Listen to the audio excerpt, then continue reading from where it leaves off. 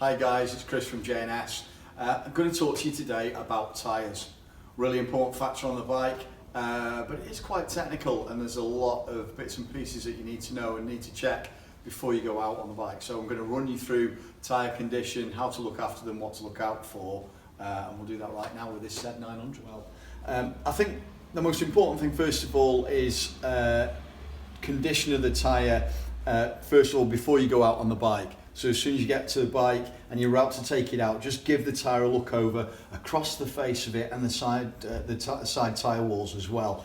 You're looking for any adverse sort of cuts or marks or tread peeling away or bulges in the tyre, not only on the face of the tyre but on the side wall as well. That can indicate that at some point the tyre's had some damage, maybe whether it's been ridden through a pothole or maybe hard up a curb. It can actually damage the construction of the tyre inside the carcass, and that can be very detrimental. And of course it won't necessarily go flat, the tyre, but it could at some stage burst or even worse, come off the rim, etc. if you're not aware of it. So it's important to look for those, particularly on the sidewall. Lumps in the sidewall, they're called eggs. Or anything like that. Basically, if you see anything that you're not sure about, or any weird cuts or tread peeling off the face of the tyre, just take it to your local technician, get them to just check it over as well, just for your own peace of mind. Or if you're out on the bike and you happen to go through a pothole, because we all know there's millions of them around at the minute, and it's hard and it felt solid, the tyre may not go down, but you may have done some damage to it, so it's always worth doing that and checking it.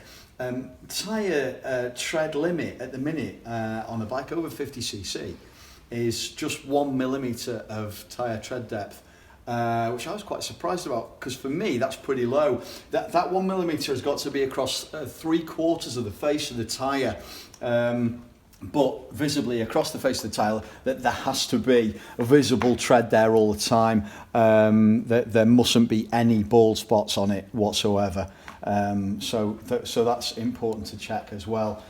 Also, of course, pressures. Pressures are really important, and we're going to do pressures right now because there's various different tools to measure your pressure, and there's tools there to help you measure the pressure as well, make the job a little bit easier.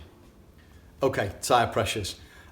They are all individual for each bike. So the best thing to do is refer to your owner's manual. That will give you a guide inside there. It'll tell you what the tyre pressure needs to be. For this particular Z900, on page 134 of maintenance, it says tyre pressures when cold. Now, the tyre needs to be cold. You can't have just gone out on it, or you've just come up the road and you've been out for about an hour, because the tyre will be nice and hot and warm, and of course air expands when it gets hot. So that will give you a misread. So you've got to check your tyres when they're nice and cold. First of all, when you're first setting out on the bike and you're just getting out of the garage.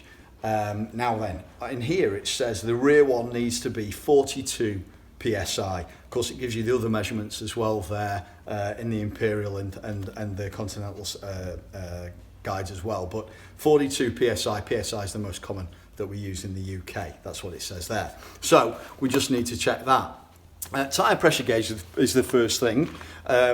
That's a digital one that I've got there. There's various different manufacturers do them. Oxford, Bike It, they all do them. Very similar sort of things, and they give PSI readings as well as your other Continental readings as well. Your valve, first of all, you need to find your valve. Now I've got the valve down at the bottom there on this particular bike. It's got the cap on, so we just unscrew the cap. Sometimes valves are quite inaccessible, so it's difficult to get your gauge down there. You know, if you've got a wide rim and a smaller tyre, then sometimes it's difficult to access. There's various different tools that you can buy that will help you with that. There's the right-angled tyre valve addition there, which is dead easy. You just screw that on, screw the cap off, and of course it just makes it a little bit easier to adjust to. So physically that screws onto the valve and that sticks out there, so it's easier to get to. Dead straightforward. Or you've got this flexible one as well. This is really, really good. Just like a normal valve on a tyre inflator or a foot pump. That sits and pushes onto the valve of the tyre, push the lock down and you're on. Basically it just extends to there now. So you transferred the pressure through to that end, which of course makes it a lot easier to put your gauge onto. Fortunately, with this Z900, we can access the tyre quite easily and the valve. So I'm going to press the button on for this, and it brings it up to PSI straight away. Drop it straight on. There's a little beep with it as well, so you know when you've done it. So push it on.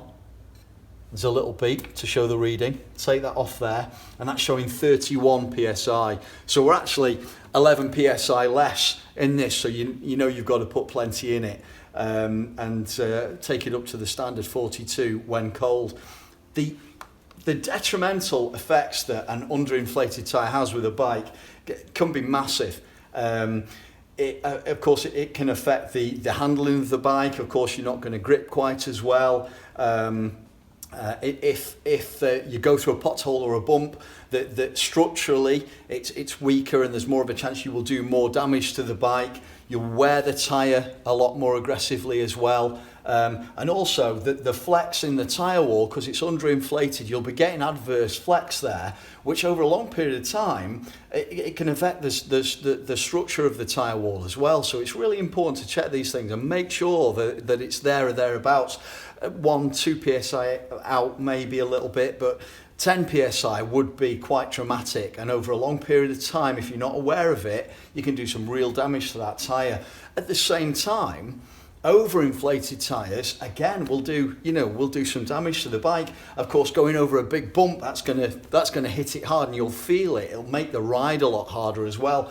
Again, it reduces the size of the contact patch between the face of the tyre and the road. So if you overinflate it, you're actually reducing the size of the area that's making contact, and therefore you're giving the bike less chance to grip properly.